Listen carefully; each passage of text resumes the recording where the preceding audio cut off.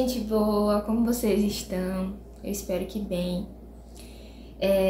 Esse vídeo é para encerrar essa temporada. Foi uma curta temporada aqui no programa Calma dessa vez, mas muito profunda, com conteúdos bastante aprofundados, inúmeras referências, vídeos mais longos, de certa forma até mais densos, mas de uma entrega muito grande da minha parte, dos meus estudos, dos meus processos, para compartilhar e quem sabe contribuir aí com a vida de vocês, e que me trouxe também muitas respostas, muitas trocas que me tocaram e que me fazem sentir, então fazem sentido em estar aqui e em continuar com esse trabalho de comunicação, falando sobre autoconsciência, sobre criatividade, que na própria execução me dá muito prazer, mas é claro que quando chega até aí e depois retorna até aqui, faz mais sentido ainda.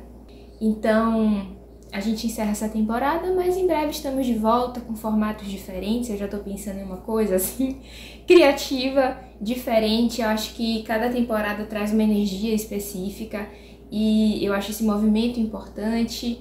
E hoje a intenção é reformular, assim, fazer uma retrospectiva do que a gente conversou durante os últimos 5 vídeos e reformular no sentido de olhar para o que isso, assim, traz de uma mensagem central. Vamos lá? É curioso que quando eu começo a pensar no que trazer no vídeo durante a semana, mensagens começam assim meio que a convergir para me mostrar um certo caminho. E uma professora da faculdade, que a gente retornou às aulas agora, passou um texto para ler e logo tinha assim palavras de José Saramago. Até compartilhei no Instagram, mas vou falar aqui novamente porque eu acredito que tenha tudo a ver com a nossa conversa de hoje. Um dia escrevi que tudo é autobiográfico, que a vida de cada um de nós a estamos contando em tudo quanto fazemos e dizemos, nos gestos, na maneira como nos sentamos, como andamos e olhamos, como viramos a cabeça ou apanhamos um objeto no chão. Queria eu dizer então que, vivendo rodeados de sinais, nós próprios somos um sistema de sinais. Vocês concordam com Saramago? Eu lembro que, trabalhando com comunicação consciente, a gente sempre fala, né? O corpo fala na comunicação, mesmo quando as palavras não dizem tudo, uma expressão, um gesto, já expressa algo na gente, de alguma maneira, e às vezes pode ser observado pelo outro, né? Por um bom observador. Mas o corpo, ele traz diversas mensagens, e nós conversamos sobre essas mensagens ao longo dos últimos vídeos, falando sobre os sintomas, sobre as mensagens mesmo, que são comunicadas pelo nosso corpo e que às vezes a gente ignora, silenciando esses sintomas, ignorando esses sintomas, mas que de certa forma a observação deles, a investigação dessas mensagens pode nos levar para um outro lugar de autoconsciência, de autoconhecimento. Nós falamos também um pouco sobre essa integração, essa compreensão de si de forma integral e de certa forma até sobre cura. Cura não como a remissão de sintomas, mas como a caminhada em busca dessa integração. Por isso nós falamos também sobre o que estamos excluindo na gente, né? Quais são os aspectos que eu excluo e não me fazem inteiro, ou seja, mais curado nessa perspectiva integral. Falamos também sobre os afetos que nos movem, sobre traumas, trauma no sentido de coisas que nos aconteceram e que criaram feridas e rupturas no psiquismo e que convergem de alguma forma no nosso corpo, na nossa vivência, mas também de outros marcos assim que nos afetaram de alguma maneira, não necessariamente traumática, mas que marcaram de certa forma e que continuam contando uma história através das nossas vivências, né, de acontecimentos que se repetem ou das mensagens do nosso corpo e por aí vai. Então a gente acabou passeando assim por essas histórias que são contadas através da nossa própria carne, de certa forma. E daí, pensando muito sobre isso, eu me lembrei de um arquétipo, o arquétipo do curador ferido. Lembrei de um livro que eu li há anos atrás, que falava sobre esse arquétipo do curador ferido. O nome do livro é O Curador Ferido, Mito e Formação Junguiana, de Regiane Maria Gomes Leite Natel. Esse livro me marcou muito na época, fez muito sentido para mim. E aí eu fui dar uma olhada nele novamente, porque a autora, ela faz uma vinculação entre o arquétipo, o mito do curador ferido e a formação da psicologia analítica, mas na verdade abrange a formação de qualquer pessoa que trabalha com cuidado, com cura de certa forma, né? Psicólogos, médicos, outros cuidadores, e eu me arrisco até a dizer a todo mundo que de alguma forma cuida, né? A mãe que cuida do filho e outras formas de cuidado. Por que eu trago essa mensagem? E vou exemplificar aqui, tanto falando sobre esse curador ferido que ela menciona, falando sobre as etapas de iniciação do xamanismo e a semelhança com o desenvolvimento do psicólogo, do curador, e também com alguns outros mitos, o mito de Obaluaê, Omolu, na mitologia iorubá, e o mito também de... esqueci o nome dele agora, vou dar uma pescadinha aqui. De Quiron, que é aquele centauro da mitologia grega, que também é entendido como curador ferido. A gente também já falou que as histórias se repetem em lugares diferentes, em tempos diferentes, mas quando são narrativas arquetípicas, elas se repetem de alguma maneira, né? Às vezes nos mitos, às vezes na nossa própria vivência. E por que eu tô falando a respeito de tudo isso? Porque tanto nessa iniciação do xamanismo, quanto Quiron, quanto Omolu, que eu vou contar um pouquinho das histórias, quanto todos esses curadores da vida mesmo, cotidiana, da vida real, podem ser entendidos de certa maneira como curadores feridos. Por quê? Porque a ferida às vezes acontece na gente e de alguma maneira, apesar da ferida, a gente também trabalha com a ferida de outras pessoas. Isso também me remeteu a... tô passando as páginas aqui.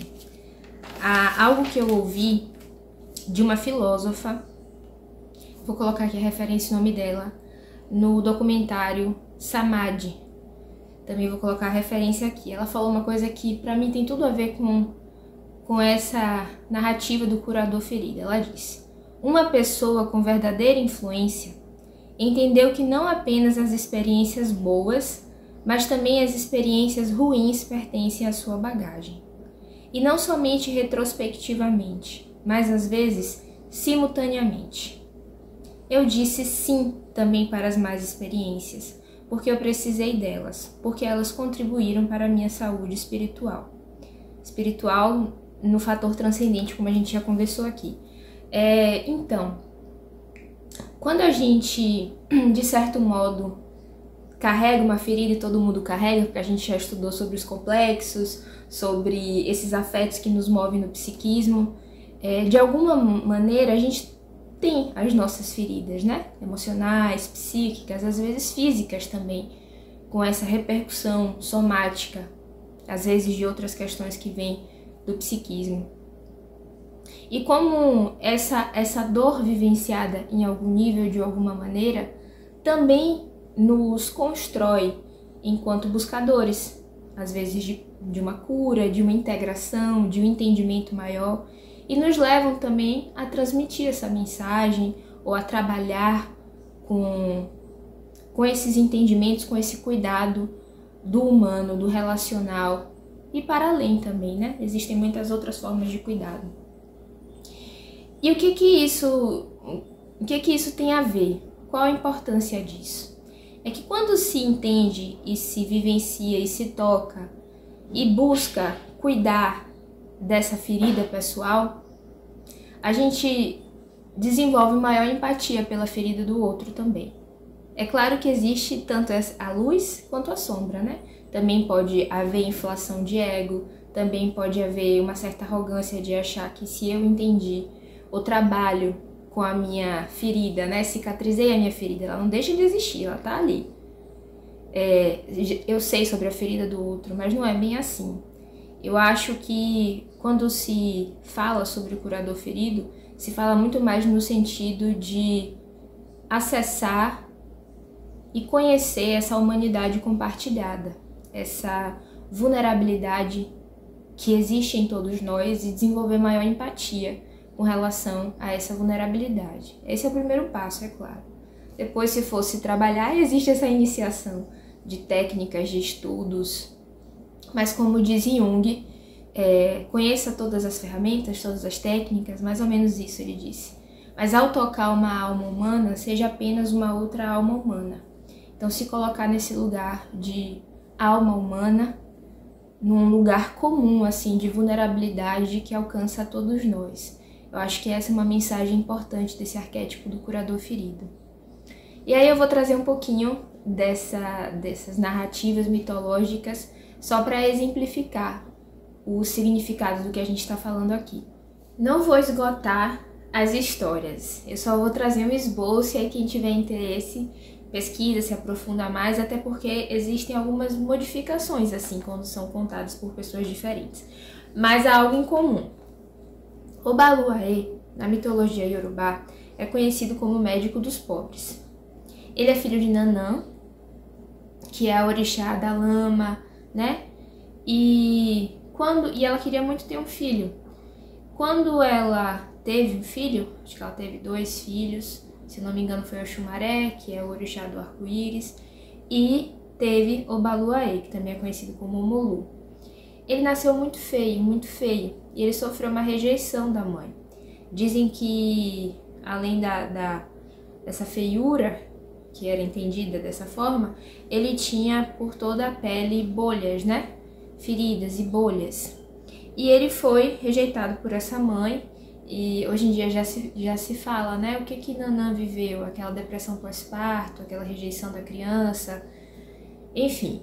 E porque os mitos também trazem, né? Essas histórias que hoje a gente entende de uma outra maneira. E ele foi criado por Iemanjá, tanto que dizem que as espumas da água, né, surgiu a partir disso, de quando Iemanjá ia fazendo a cura dessas feridas. Mas Omolu, ele continuou com as feridas, né, mesmo cicatrizadas no corpo, e Iemanjá fez aquela roupa de palha e andava com ele pelo mercado com aquela roupa de palha. Aí dizem que quando ele foi no mercado com ela e pediram para poder ver o menino, ela disse: ele é o menino mais bonito que existe. E ela tinha passado dendê por todo o corpo dele. E aí quando abriu a palha, o sol refletiu e acharam que ele era de ouro, assim, sabe? E aí não viram as feridas e acharam que ele era muito lindo. Mas enfim, é lindo de outras maneiras. E aí, apesar dessas feridas, apesar da rejeição, apesar das suas dores, ele foi conhecido como o médico dos pobres e trabalhava com cura, né? Essa é a história que eu tenho para trazer para vocês sobre Obaluaê Omolu. E aí, na mitologia grega, super conhecido também como curador ferido, é Quiron. Quiron, filho de Cronos e da ninfa Filia, ou é Filira o nome dela.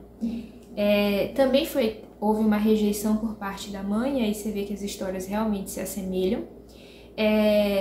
E ele era o centauro, né? Metade animal, metade ser humano, que depois, já de adulto, ele levou uma flechada não intencional, e aí falam que essa flechada veio de pessoas diferentes, assim, de deuses e semideuses diferentes, depende de como é contado. Falam de Hermes, falam de Hércules, falam de outro. Bom, o que acontece? A ferida não cicatrizava, e ele convivia com essa ferida, mas ele também trabalhava com cura. Era entendido como médico da época, filósofo, e trabalhava com astrologia, enfim, Quiron era também um curador que convivia com a própria ferida. A autora do livro que eu mencionei sobre o xamanismo, ela fala sobre esse processo porque ela pesquisou sobre o desenvolvimento do xamã enquanto curador ali da sua aldeia, da sua comunidade, que sofre um processo de dor antes de se entender como um sacerdote, de certa maneira, assim dizendo, do seu meio, né? Então, sofre às vezes com alucinação, entendido como deslocado, como um sofredor, assim, sabe? Em razão principalmente dos processos psíquicos e espirituais. E aí, depois que entende que o caminho, que a vocação é essa, a gente está falando muito sobre uma linguagem que tem uma vinculação com o aspecto ali da cultura popular e religiosa, tá? Vamos dividir aqui, não estou falando que esse é o caminho que se faz se é psicólogo ou médico, curador de outras formas. É uma associação com similaridades, não é o mesmo caminho. É vocação, é assim, calma, tá bom? Vamos dividir aqui as coisas. Mas no xamanismo é assim, ela faz essa analogia que eu achei belíssima e acho que faz realmente muito sentido. E depois vai passar pelo processo de iniciação, e o processo de iniciação também é doloroso. O que me remeteu muito a quando Jung fala sobre esse processo de autoconsciência de si para poder trabalhar com o outro. Ele fala isso no livro Aspectos do Feminino, que eu também já mencionei em outros vídeos aqui. E ele fala que primeiro é o confronto com a sombra, a primeira coisa que se faz, para depois ir adentrando a outras camadas do si mesmo em busca dessa integração. E o confronto com a sombra, ele é doloroso, ele é dolorido. A gente olhar as nossas partes excluídas e negligenciadas, o que não foi, o que a gente não quer ser, o que a gente não quer olhar. Isso mexe com dores e feridas, sem sombra de dúvidas. Então eu acho assim que esse apanhado de mensagens traz como núcleo central a necessidade de cuidar de si mesmo. Quando se fala que alguém que escolheu a psicologia vai trabalhar com psicoterapia, necessariamente precisa estar em terapia, é porque esse trabalho com a dor do outro, seja em psicoterapia ou de outras formas, ou na vivência mesmo, toca as nossas feridas, toca as nossas dores. Por isso é importante também a gente cuidar, que a gente esquece de se perguntar quem cuida de quem cuida, né? Quem cuida do psicoterapeuta, mas quem cuida também da mãe, que se torna a cuidadora do filho, muitas vezes a cuidadora da família. Quem cuida dessas pessoas, entende? E como criar formas e funções de cuidar de si mesmo. Eu deixo aqui esse questionamento, sobretudo, mas também trago algumas informações e uma prática para, de certa forma, proporcionar um certo cuidado através desse vídeo, além da mensagem. Eu acredito que autocuidado também se aprende, principalmente na nossa cultura ocidental, em que a gente valoriza o dar, né? Mais do que o receber, no sentido do cuidado especialmente, né? E aí a gente construir, se educar nesse lugar de como eu me cuido, como eu me reponho, quando eu dou, como eu me reponho aqui, sabe? Dessa troca. Às vezes a gente dá e não recebe, né? Mas a gente busca e precisa desse equilíbrio. Então, repor as nossas próprias energias, repor o nosso próprio cuidado. E aí eu trago um livro, na verdade eu vou trazer esse livro aqui, dessa autora, que é a Christian Neff. O primeiro contato que eu tive com ela foi com aquele livro Autocompaixão, que é maravilhoso, que ela escreveu. E depois, eu li esse no Kindle. Depois eu comprei esse daqui, que é sobre Mindfulness e autocompaixão. Então ela é um livro sobre práticas. Bom, o que é mais ou menos autocompaixão? Ela traz 3 pilares dessa autocompaixão. Deixa eu abrir aqui também para poder mostrar para vocês. Ela fala sobre autobondade, humanidade compartilhada e mindfulness. Por quê? O que vincula esses 3 lugares? Quando a gente fala sobre autoestima, também na nossa cultura ocidental, está muito vinculado, por muitas vezes, ao que a gente faz, sabe? Muito mais do que ao que a gente é. E essa autoestima, ela ela fica vulnerável se a gente não alcança metas, se a gente não faz o que a gente planejou. Então, ela pelo menos traz nessa concepção de um controle, sabe? A autoestima é vinculada a gente se entender no controle das coisas. E quando a gente perde o controle, às vezes a gente cai e desce muito fortemente. E é nesse lugar que a autocompaixão cabe e é importante. Porque é ter autobondade consigo mesmo, é desenvolver ferramentas e formas de cuidar da gente com mais autocompaixão, de uma maneira compassiva. E ela fala sobre a humanidade compartilhada, sobre a gente se entender nesse lugar de vulnerabilidade, de ser falho, de não ter controle. Isso acontece comigo, acontece com você e acontece com todos nós. Sobre se entender nessa dualidade, sobre tudo isso que a gente conversou, inclusive, né? Sobre se entender luz e sombra, enfim, humanos em sua complexidade. E aí desenvolver autobondade com relação a isso. E aí ela traz um exemplo muito interessante, até numa palestra, tem disponível no YouTube dela. Ela fala, pense numa mãe, ou numa educadora, ou numa amiga compassiva.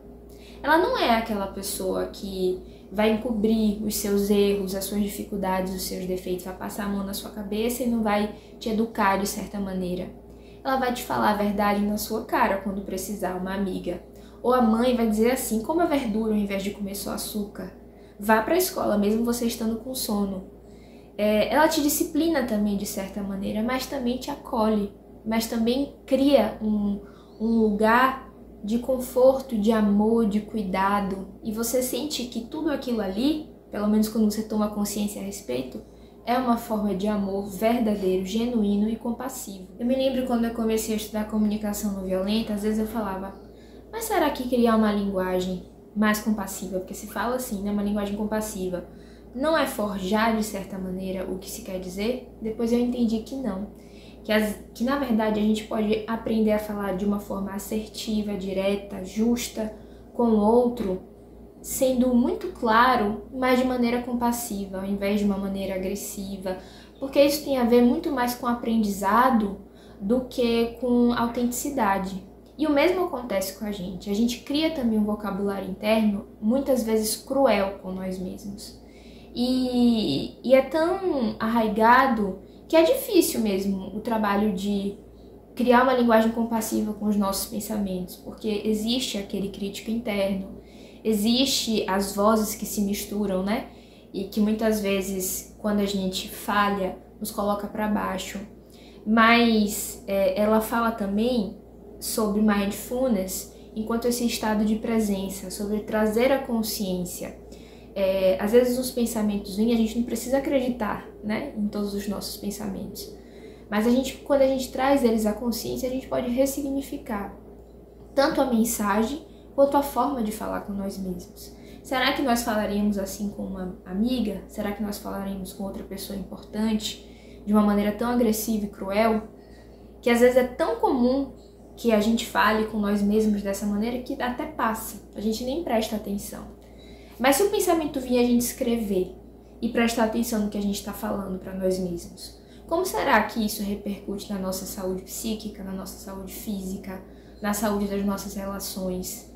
Eu não vou dizer a você que é fácil, né? Nossa vida é tão corrida que, como é que eu vou parar para olhar para os meus pensamentos? Mas se esse exercício, de pouquinho em pouquinho, for estabelecido nas nossas vidas, faz uma diferença já gigantesca. Então, deixo como recomendação esse livro, as pesquisas e os estudos dela, sendo você do ramo da psicologia, do trabalho de cura, entre aspas, ou não, como indivíduo das mais diversas áreas, como ser humano nessa humanidade compartilhada. Todo mundo precisa desenvolver mecanismos e ferramentas de autocuidado.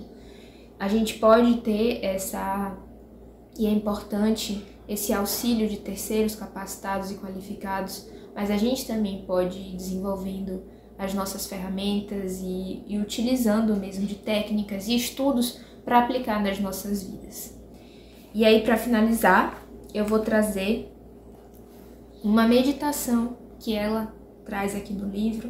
na página 85, se você for depois pesquisar e comprar o livro, chamado de escaneamento corporal compassivo.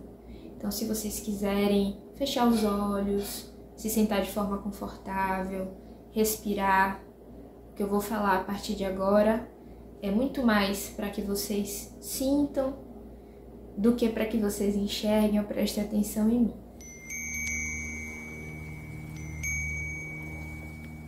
Nesta meditação, traremos atenção amorosa a cada parte do corpo de várias formas, indo de uma parte para outra, praticando como estar em cada parte do corpo de forma gentil e compassiva. Vamos direcionar a consciência para o nosso corpo com curiosidade e ternura, talvez como se nos inclinássemos para uma criança pequena. Encontre uma posição confortável, deitada ou sentada, com as costas apoiadas, com as mãos a aproximadamente 15 centímetros de distância das laterais do corpo e os pés separados, na mesma largura dos ombros. Depois, coloque uma ou as duas mãos sobre o coração ou outro local, calmamente, fazendo isso como um lembrete para trazer presença amorosa e conectada para o seu corpo durante o exercício. Sinta o calor e o toque suave das suas mãos. Respire de forma lenta e relaxante por 3 vezes.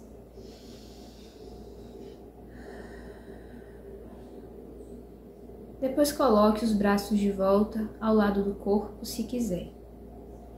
Inicie pelos dedos do pé esquerdo e comece a observar as sensações em seus dedos. Seus dedos estão quentes ou frios, secos ou úmidos. Apenas sinta as sensações nos seus dedos. Conforto, desconforto ou talvez absolutamente nada. E deixe que cada sensação seja simplesmente como ela é. Se a sensação nos seus dedos for boa, talvez você possa movimentá-los e dar um sorriso de apreciação. Então vá para a sola do pé esquerdo. Você consegue detectar alguma sensação? Seus pés têm uma área de superfície tão pequena e, no entanto, sustentam o seu corpo inteiro durante todo o dia.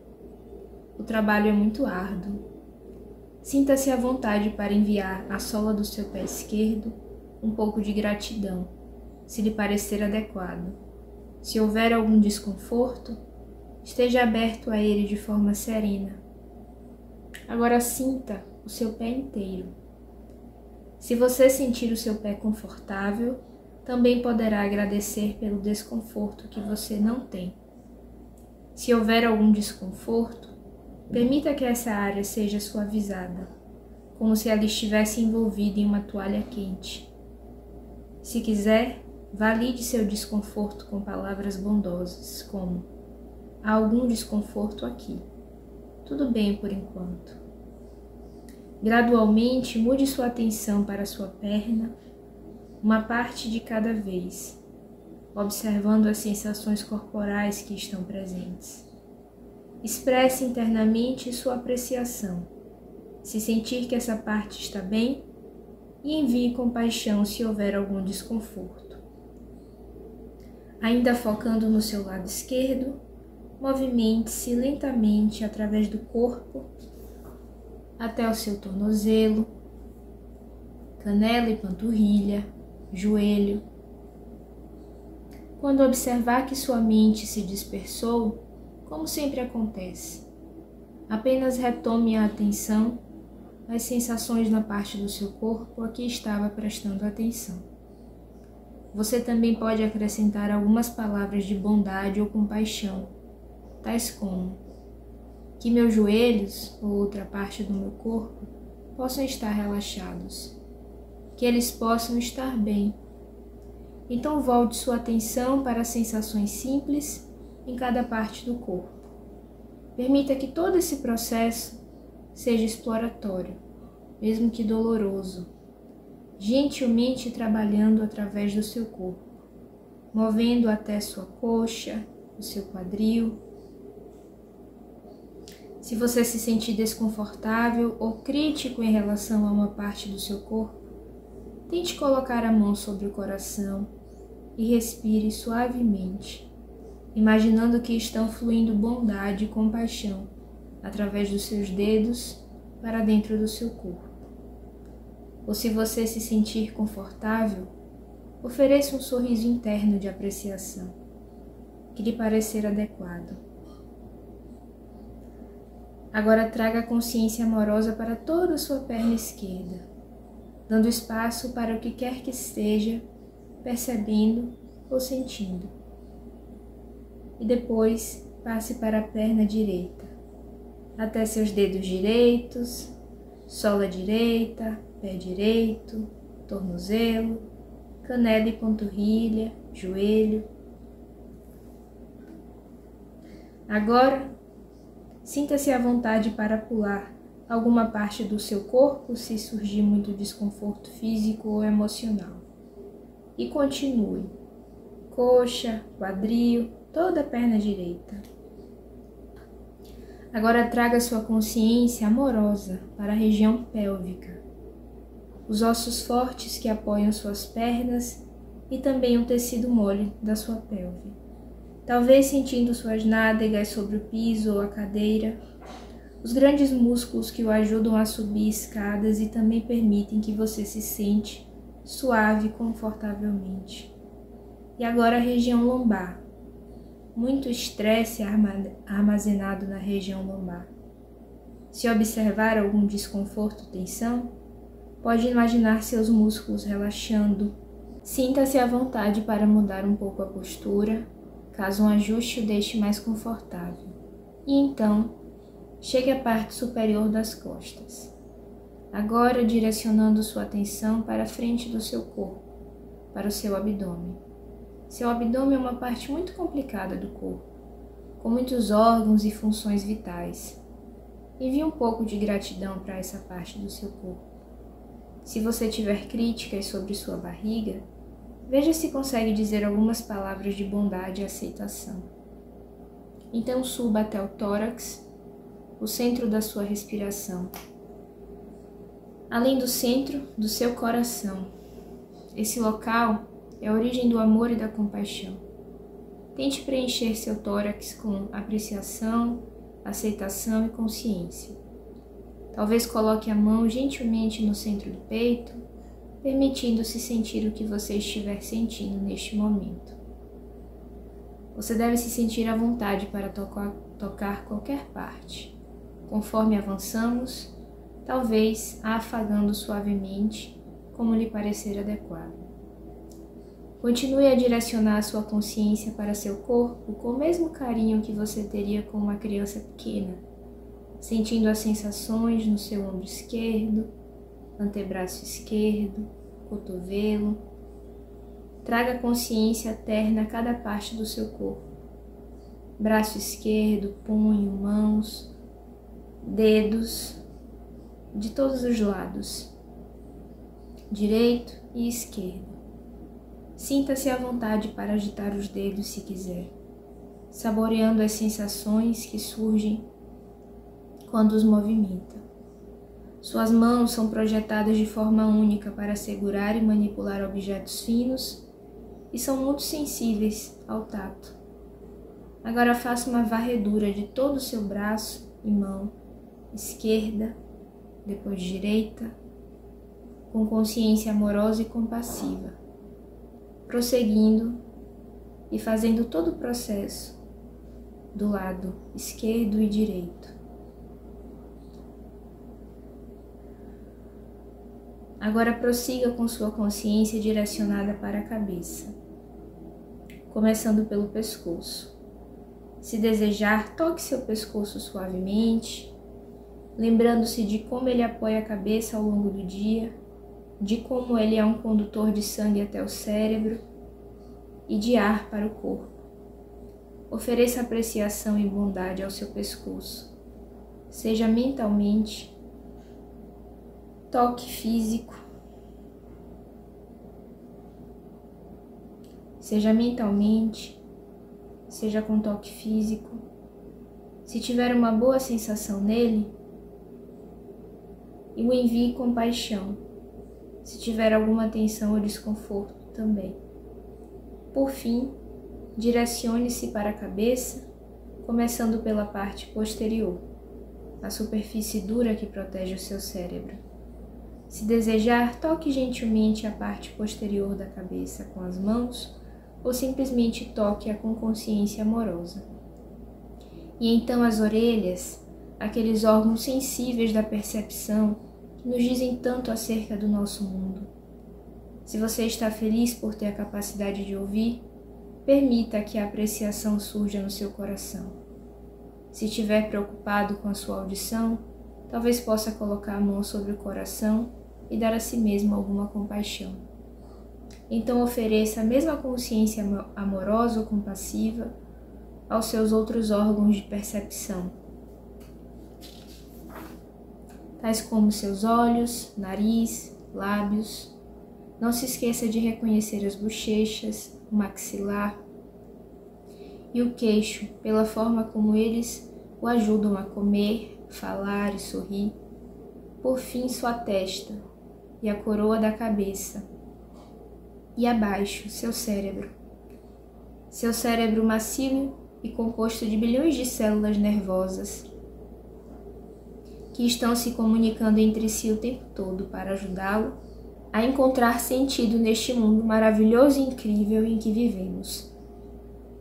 Se desejar, diga obrigada para o seu cérebro por trabalhar para você 24 horas por dia, 7 dias por semana. Quando tiver terminado de dar atenção bondosa e compassiva a todo o seu corpo, tente oferecer ao seu corpo um banho final de apreciação, compaixão e respeito, da cabeça aos pés. Então abra suavemente os seus olhos. E com isso nós encerramos a nossa temporada. Eu agradeço muito a presença e a atenção de vocês por aqui. Espero que esse banho de atenção no corpo tenha sido benéfico por aí. E agradeço a autora pelo presente, e a oportunidade de compartilhar com vocês. E até logo. Até mais. Grande beijo.